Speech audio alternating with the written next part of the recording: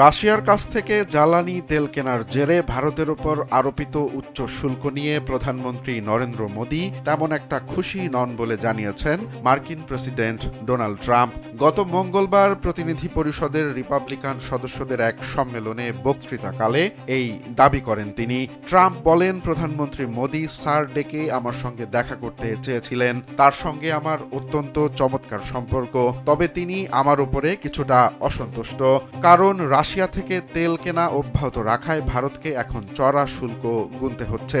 বর্তমানে ভারতের ওপর মোট 50% শুল্ক আরোপ করেছে ওয়াশিংটন, যার অর্ধেকই রাশিয়ার তেল কেনার শাস্তি স্বরূপ।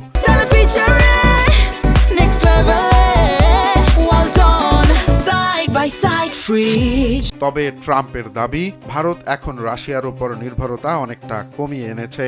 শুধু জ্বালানি নয়, প্রতিরক্ষা খাতেও দীর্ঘদিনের অচলাবস্থা কাটানোর ইঙ্গিত দিয়েছেন ট্রাম্প। তিনি জানান, ভারত গত 5 বছর ধরে অ্যাপাচে হেলিকপ্টারের জন্য অপেক্ষা করছিল। ট্রাম্প বলেন, আমরা এই পরিস্থিতির পরিবর্তন করছি। ভারত ইতোমধ্যেই 68টি অ্যাপাচে হেলিকপ্টারের ক্রয়াদেশ দিয়েছে। ইউক্রেন যুদ্ধ শুরুর পর থেকে পশ্চিমা নিষেধাজ্ঞা উপেক্ষা করে রাশিয়ার কাছ থেকে তেল কেনা নিয়ে দিল্লি ও ওয়াশিংটনের মধ্যে এক ধরনের স্নায়ু যুদ্ধ চলছিল।